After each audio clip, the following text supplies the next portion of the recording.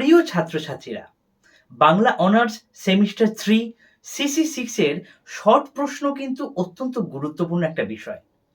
বিগত বছরগুলির 2019, 2020 এবং 2021 সালের প্রশ্নপত্রগুলো থেকে যদি তুমি করে যাও শর্ট প্রশ্ন, তাহলে তোমরা কিন্তু এখান থেকেও কমন পাবে।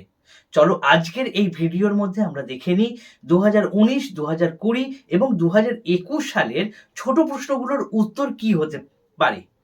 সেই বিষয়ক ভিডিওটা অবশ্যই তোমরা দেখে নাও এবং 2022 সালের পরীক্ষার যে ছোট প্রশ্ন, সেগুলো আমি এই ভিডিওর মধ্যে দিচ্ছি না, যদি প্রয়োজন হয় তাহলে বলবে।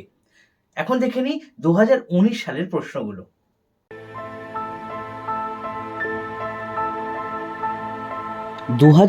সালের প্রথম প্রশ্ন হলো, ছান্দস কি? বৈদিক ভাষাকে ছান্দস বলে।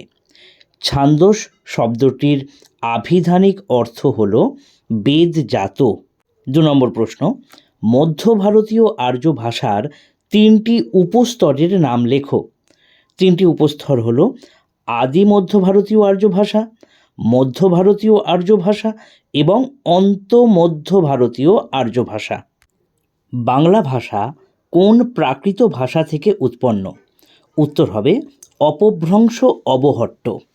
এরপরের প্রশ্ন, কর্ম কম্ম কি জাতীয় পরিবর্তন? উত্তর হবে পরাগত সমীভবন। পরের প্রশ্ন, পৈশাচী কোন স্তরের ভাষা? পৈশাচী মধ্য ভারতীয় আর্য ভাষা। পরের প্রশ্ন, কালিদাসের নাটকে কোন ভাষা ব্যবহার হয়েছে? উত্তর হবে ক্লাসিক্যাল সংস্কৃত ভাষা ব্যবহার হয়েছে। এরপর, রুখের তেন্তলি কুম্ভীরে খা। এখানে রুখের শব্দের তলায় আন্ডারলাইন দেওয়া হয়েছে এবং এর ভাষাতাত্ত্বিক বৈশিষ্ট্য জানতে চাওয়া হয়েছে। এখানে বৃক্ষ থেকে রুখের শব্দটি এসেছে। পরের প্রশ্ন, অশ্মাভি কিভাবে প্রাচীন বাংলায় বিবর্তিত হয়েছে? অশ্মাভি অসমদ শব্দের তৃতীয়া বহুবচন। অহমাহি প্রাকৃত, আমহে প্রাচীন বাংলা। পরের প্রশ্ন, পাদাকুলক কি? পাদাকুলক হল ছন্দের প্রকারভেদ। 4টি মাত্রার চাল ভিত্তিক 16 মাত্রার ছন্দ হল পাদাকুলক। পরের প্রশ্ন এসেছে, পাখি নহ তার ঠাই উড়ি পড়ি যাও। নিম্নরেখ শব্দে ক্রিয়া বিভক্তির বৈশিষ্ট্যটি লেখো। এখানে যাও শব্দে ক্রিয়া বিভক্তির বৈশিষ্ট্য চেয়েছে। অনির্দিষ্ট ভবিষ্যৎ অর্থে ব্যবহৃত হয় এই যাও শব্দটি। এটি জাত শব্দ থেকে এসেছে। পরের প্রশ্ন, প্রণমিয়া পাটনি কহিছে জোর হাতে। নিম্নরেখ অংশটির কারক বিভক্তি, অর্থাৎ পাটনি শব্দের তলায় আন্ডারলাইন আছে। এখানে পাটনি হল কর্তৃকারক শূন্য বিভক্তি। অন্নদামঙ্গল কাব্যে ব্যবহৃত একটি প্রবাদের উদাহরণ দাও। একটি প্রবাদ বলে দিই, নগর পুরিলে কি দেবালয় এড়ায়। এটা হচ্ছে একটা প্রবাদ। এরপরের প্রশ্ন, অন্তমধ্য যুগের বাংলা ভাষায় পুরুষ কয়টি? পুরুষ ছিল 3টি। পরের প্রশ্ন, আধুনিক বাংলায় বহুত্ববাচক পদগুলি উল্লেখ করো। এগুলো হবে গুলি, গুলা, সমূহ, সমষ্টি ইত্যাদি। 15 নম্বর প্রশ্ন, আধুনিক বাংলা ভাষায় ব্যবহৃত একটি দেশি শব্দের প্রয়োগ দেখাও। উত্তর হবে ঢেঁকি ছাটা। এরপর 2020 সালের ছোট প্রশ্নগুলো একবার দেখে নেব। প্রথম প্রশ্ন, ভাষার গঠনগত উপাদানগুলি কি কি? 4টি উপাদান, ধ্বনি, বর্ণ, শব্দ এবং বাক্য। ঋগ্বেদ কোন ভাষায় লিখিত? ঋগ্বেদ বৈদিক সংস্কৃত ভাষায় লিখিত। পরের প্রশ্ন, বৈদিক ভাষায় ক্রিয়ার কাল কয়টি ও কি কি? ক্রিয়ার কাল 3টি, যথা লট, লুং এবং লিট। প্রাকৃত শব্দটির অর্থ কি? প্রাকৃত শব্দটির অর্থ হল মৌখিক বা কথ্য ভাষা। প্রাকৃত শব্দটির সঙ্গে স্ন প্রত্যয় যোগ হয়ে প্রাকৃত শব্দটি এসেছে। পরের প্রশ্ন, প্রাচীন ভারতীয় আর্য ভাষার আনুমানিক বিস্তৃতিকাল উল্লেখ করো। আনুমানিক বিস্তৃতকাল 1500 খ্রিস্টপূর্বাব্দ থেকে 600 খ্রিস্টপূর্বাব্দ পর্যন্ত। এরপরের প্রশ্ন, দ্বাদশ গ্রেটার দ্যান দ্বাদশ কি জাতীয় পরিবর্তন? উত্তর হবে এটি স্বরভক্তি উদাহরণ। গাহা সহ সই কোন প্রাকৃত ভাষায় রচিত? উত্তর হবে মহারাষ্ট্রী প্রাকৃত ভাষায় রচিত। এর পরের প্রশ্ন, প্রাচীন ভারতীয় আর্যের কথ্য রূপের কটি আঞ্চলিক উপভাষা রয়েছে? উত্তর হবে 3টি আঞ্চলিক উপভাষা রয়েছে, যথা উদিচ্চা, মধ্যদেশীয় এবং প্রাচ্যা।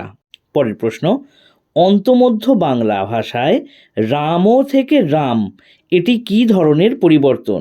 উত্তর হবে অকারের লোপ, অর্থাৎ ব্যঞ্জন পরবর্তী অকারের লোপ।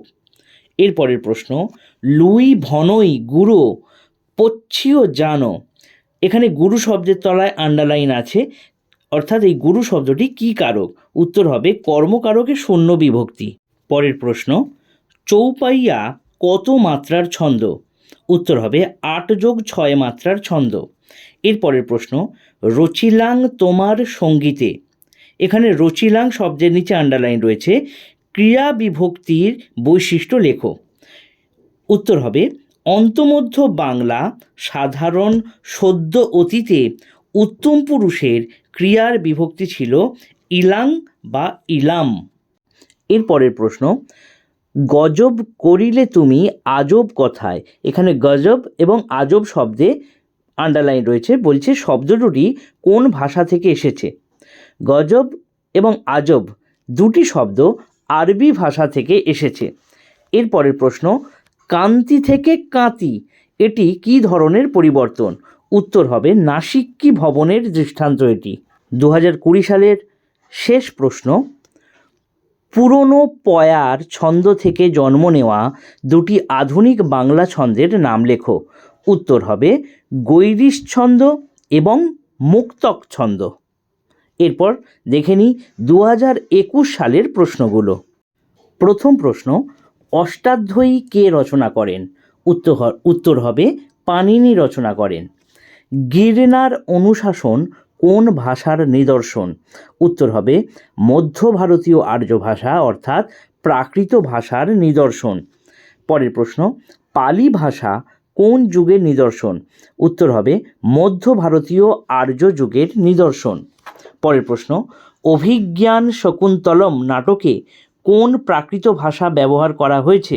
উত্তর হবে এই নাটকের মধ্যে প্রাকৃত ভাষা ব্যবহার করা হয়েছে, যদিও উচ্চ শ্রেণীর চরিত্ররা সৌরশ্রেণী প্রাকৃত, নারীর গান এবং শ্লোক মহারাষ্ট্রী প্রাকৃত, রাজার অন্তঃপুরিকা মাগধী প্রাকৃত, রাজপুত্র এবং যে সমস্ত শ্রেষ্ঠী থাকতেন তারা অর্ধ মাগধী প্রাকৃত ভাষায় সংলাপ বলতেন। পরের প্রশ্ন, মধ্য ভারতীয় আর্য ভাষার সময়কাল নির্দেশ করো। উত্তর 600 খ্রিস্টপূর্বাব্দ থেকে 900 খ্রিস্টাব্দ পর্যন্ত। দাক্ষিণাত্য বর্গের ভাষা কোন দুটি? উত্তর হবে দুটি ভাষা হলো পশ্চিমা এবং দক্ষিণ পশ্চিমা প্রাকৃত। এরপরের প্রশ্ন, বাল্তস্লাভিক ভাষার উৎস কী? উত্তর হবে ইন্দো ইউরোপীয় শতম গুচ্ছ। পরের প্রশ্ন, গোঠে হইতে আসি আম্মে বুড়ি গোয়ালিনী, এখানে হইতে শব্দের তলায় আন্ডারলাইন রয়েছে, এখানে জিজ্ঞাসা করা হয়েছে কারক, কোন কারক? উত্তর হবে অপাদান কারক। এরপর নৃত্য থেকে নাচ কোন নিয়মের উদাহরণ? প্রাকৃত ভারতীয় আর্য ভাষা থেকে মধ্য ভারতীয় আর্য ভাষা হয়ে বর্তমান নব্য ভারতীয় আর্য ভাষার অন্যতম প্রতিনিধি আধুনিক বাংলা ভাষার রূপ পেয়েছে। নৃত্য > নচ্য > নাচ। পরের প্রশ্ন, বাংলা ভাষা কোন প্রাকৃত ভাষা থেকে এসেছে? উত্তর হবে মাগধী প্রাকৃত ভাষা থেকে এসেছে। পরের প্রশ্ন, যাবনী মিশাল ভাষা কোন মঙ্গল কাব্যে ব্যবহার হয়েছে? উত্তর হবে অন্নদা মঙ্গলে ব্যবহার হয়েছে। পরের প্রশ্ন, চর্যাপদে সন্ধ্যা ভাষা বলতে কি বোঝানো হয়েছে? উত্তর, চর্যাপদে সন্ধ্যা ভাষা বা সান্ধ্য ভাষা বলতে বোঝানো হয়েছে আলো আঁধারি ভাষা, যে ভাষা কতক বোঝা যায় কতক বোঝা যায় না। পরের প্রশ্ন, অন্তমধ্যযুগের বাংলায় কোন ছন্দের সর্বাধিক ব্যবহার লক্ষ্য করা যায়? উত্তর হবে মাত্রাবৃত্ত ছন্দের ব্যবহার সর্বাধিক লক্ষ্য করা যায়।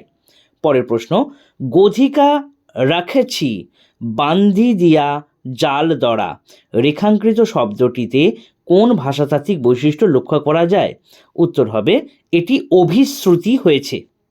2021 সালের শেষ প্রশ্ন, আচার্য সুনীতি কুমার চট্টোপাধ্যায় রচিত ODBL গ্রন্থটির সম্পূর্ণ নাম কি? উত্তর হবে origin and development of the Bengali language. 1926 সালে গ্রন্থটি লেখা হয়েছিল। এই প্রশ্নগুলো একটু দেখে যাও, তাহলে অনেকটা তোমাদের শর্ট প্রশ্নের ক্ষেত্রে সাহায্য হবে।